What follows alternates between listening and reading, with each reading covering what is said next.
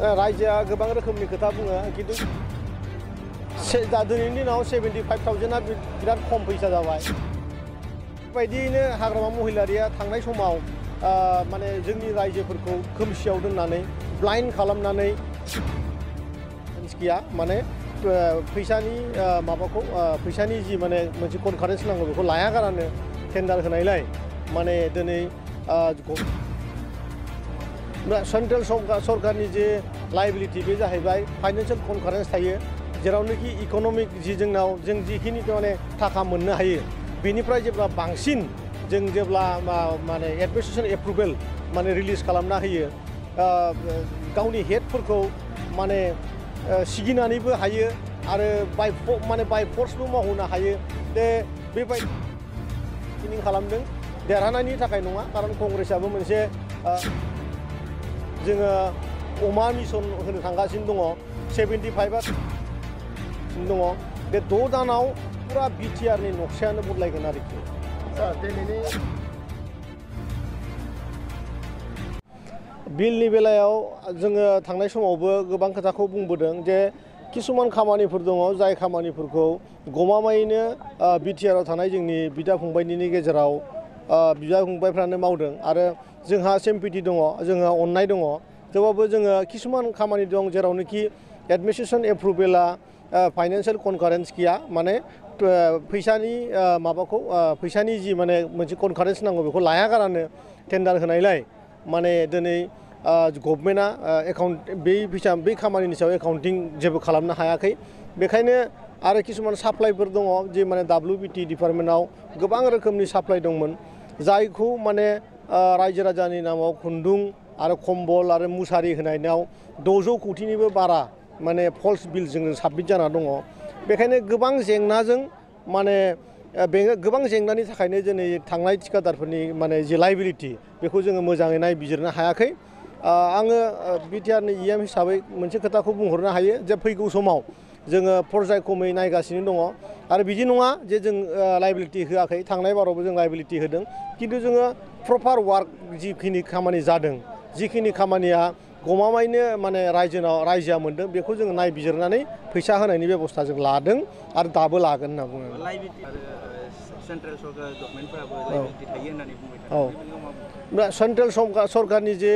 लायबिलिटि बे जाहैबाय financial conference थायो जेरावनोखि इकनमिक जि जोंनाव जों जिखिनि माने थाखा मोननो हायो बेनिफ्राय जेब्ला बांसिन जों जेब्ला माने एडमिनिस्ट्रेसन एप्रुभेल माने रिलिज खालामना होयो गावनि हेडफोरखौ सेन्ट्रेल सरकारनि जे लायबिलिटि बे जाहैबाय फाइनान्सियेल कनफारेन्स थायो जेरावनोखि इकनमिक जि जोंनाव जों जिखिनि माने थाखा मोननो हायो बेनिफ्राय जेब्ला बांसिन जों जेब्ला माने एडमिनिस्ट्रेसन एप्रुभेल माने रिलिज खालामना होयो गावनि हेडफोरखौ माने सिगिनानैबो हायो आरो बाय फर्सबो मावहोनो हायो दे बेबायदियैनो हाग्रामा महिलारिया थांनाय समाव माने जोंनि रायजोफोरखौ खोमसियाव दोननानै ब्लाइन्ड खालामनानै गोबां माने जोंनि बे ओनसोलनि थिखादारफोरखौ माने बिसोरनि माने थाखा फैसाफोरखौ माने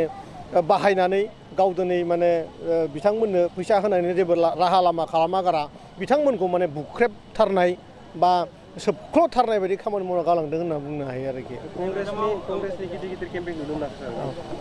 बे समाव कंग्रेसआ गावसिनि अस्तित्व रैखा खालामनायनि थाखाय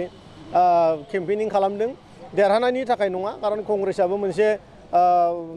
भारतनिनो मोनसे माने गिदिर मोनसे पार्टी गतिके गावसिनि अस्तित्वखौ दोननो थाखाय बिथांमोनाबो बेयाव केन्डिडेट होदों बिसोरबो गावसिनि एक्सारसाइसखौ खालामदों देरहानायनि थाखाय नङा आरोखि नैबे समाव गोबां बाथ्रा ओंखारदों जे आइजोफोरनो दासिमबो जाफुङाखै दा दिनैनि दिनाव 75,000 बिराद खम फैसा जाबाय दिनैनि दिनाव जोङो प्रत्येकटा सेल्फ हेल्पनो 2 लाख करि जोङो अमा मिशन होनो थांगासिनो दङ 75आथ' बिराद खम फैसा 2 लाख करि जेरावनोखि थांना थानायनि थाखाय गोग्गो मोनसे लामा बानायना लानो हागोन होननानै जोङो 2 लाख करि 30,000 सेल्फ हेल्प ग्रुपनो फैगौ मार्च मासनि आगोलावनो जोङो होनो थांगासिनो दं आरोखि बिथांमोना बुंबाय थादों इउपिपिएलआ खोथा होननानै खोथा लाखिनो हायाखै होननानै चर्चा जागासिनो रायजोआ गोबां रोखोमनि खोथा बुङो खिन्थु इउपिपिएलआ फैगौ 4 बोसोराव मोनसे गोदान समाजखान्थि जानो थांगासिनो दङ रायजोनि गासैबो गांनाय उखैनायखौ सुफुंनो थांगासिनो दङ गोलाव सम स्वाधीनता जानायनि उनावबो जाफेरि खामानिफ्रा एबार बे 4 बोसोराव जानो थांगासिनो दङ जोङो बिटिआरआव EM जानानै जों दा हमनो हागासिनो दङ मोनथिनो हागासिनो दङ फैगौ नैबे 6 दानाव ओरैबायदि मोनसे सोलायनाय फैगोन ओरैबायदि जौगाथायनि खामानिफोर फैगोन बेखौ जों साननानै दिनै बिराद माने गोसोआ बिराद उपिल माने गोसोआ जोबोद माने गोजोननाय मोनदों आरो गुदुं गुदुं गोसोजों जों खामानि मावगासिनो दङ बे 6 दानाव पुरा बिटिआरनि नक्सायानो बदलायगोन आरोखि सार दिनैनि जिथुनाखि सुबुंगौमा बेनि स्टेजाव सासे मोखां नुनो मोनदों जाय बिथाङा धीरेन बर' बिथाङा UPPL नङाबा BJP सामिल जाबाय नामा आङो